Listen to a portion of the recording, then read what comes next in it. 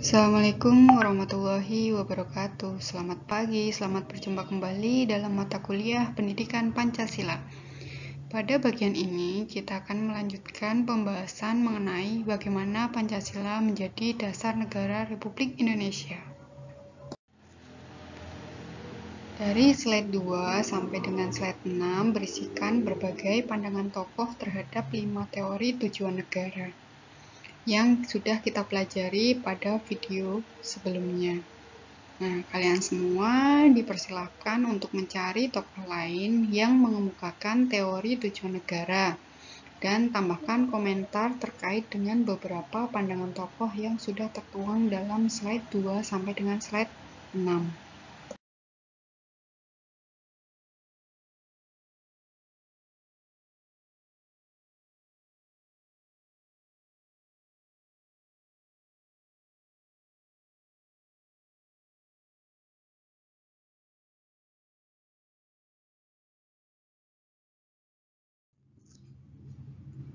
Tujuan yang ingin dicapai oleh setiap orang mungkin sama, yaitu kesejahteraan dan kebahagiaan. Tetapi, cara yang ditempuh untuk mencapai tujuan tersebut berbeda-beda, bahkan terkadang saling bertentangan. Jalan yang ditempuh untuk mewujudkan tujuan tersebut, kalau disederhanakan, dapat digolongkan ke dalam dua aliran, yaitu yang pertama adalah aliran liberal individualis. Aliran ini berpendapat bahwa kesejahteraan dan kebahagiaan harus dicapai dengan politik dan sistem ekonomi liberal melalui persaingan bebas. Yang kedua adalah aliran kolektivis atau sosialis. Aliran ini berpandangan bahwa kesejahteraan dan kebahagiaan manusia hanya dapat diwujudkan melalui politik dan sistem ekonomi terpimpin atau totaliter. Pada umumnya, tujuan suatu negara termaktub dalam Undang-Undang Dasar atau Konstitusi negara tersebut. Sebagai perbandingan, berikut ini adalah tujuan negara Amerika Serikat, Indonesia, dan India. Tujuan negara Amerika Serikat adalah dengan membentuk persatuan yang lebih sempurna, menanamkan keadilan, menjamin ketentraman dalam negeri, menguasakan pertahanan bersama, memajukan kesejahteraan umum, dan memelihara rahmat kemerdekaan untuk kami dan keturunan kami, menentukan dan menegakkan Undang-Undang Dasar ini untuk negara Amerika Serikat. Sedangkan cita-cita negara Indonesia terdapat pada alinea kedua pembukaan Undang-Undang Dasar, yaitu merdeka, bersatu, berdaulat, adil, dan makmur. Sedangkan tujuan negara Indonesia terdapat dalam alinea keempat, yaitu melindungi segenap bangsa Indonesia, melindungi segenap tumpah darah, memajukan kesejahteraan umum, dan mencerdaskan kehidupan bangsa, serta melaksanakan ketertiban dunia. Sementara itu, tujuan negara India adalah memasukkan India ke dalam demokrasi yang berdaulat negara dan untuk mengamankan semuanya warga negara, keadilan sosial, ekonomi, dan politik, kebebasan berpikir, ekspresi, keyakinan, iman, dan menyembah, kesetaraan status dan kesempatan, dan untuk mempromosikan di antara mereka semua persaudaraan, menjamin martabat individu dan persatuan bangsa. Secara etimologis, istilah dasar negara maknanya identik dengan istilah Grundnorm atau norma dasar, Rechtsstaat, cita hukum, Staatsrecht, cita negara, Philosophische Grundlagen, dasar filsafat negara. Banyaknya istilah dasar negara dalam kosakata bahasa asing menunjukkan bahwa dasar negara bersifat universal. Dalam arti setiap negara memiliki dasar negara. Secara terminologis atau secara istilah, dasar negara dapat diartikan sebagai landasan dan sumber dalam membentuk dan menyelenggarakan negara. Dasar negara juga dapat diartikan sebagai sumber dari segala sumber hukum negara.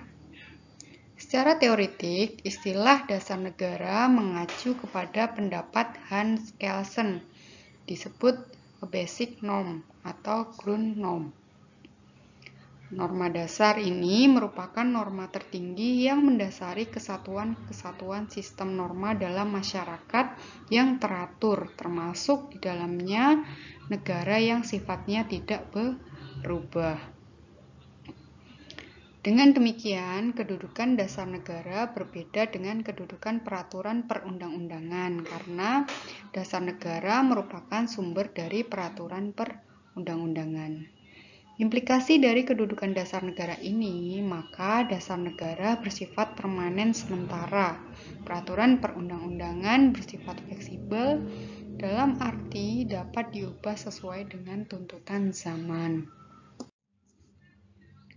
Dalam karyanya yang berjudul Nomoi atau The Law, Plato Yusuf 2009 berpendapat bahwa suatu negara sebaiknya berdasarkan atas hukum dalam segala hal. Senada dengan Plato, Aristoteles memberikan pandangannya bahwa suatu negara yang baik adalah negara yang diperintahkan oleh konstitusi dan kedaulatan hukum. Sebagai suatu ketentuan peraturan yang mengikat, norma hukum memiliki sifat yang berjenjang atau bertingkat. Artinya, norma hukum akan berdasarkan pada norma hukum yang lebih tinggi dan bersumber lagi pada norma hukum yang lebih tinggi lagi.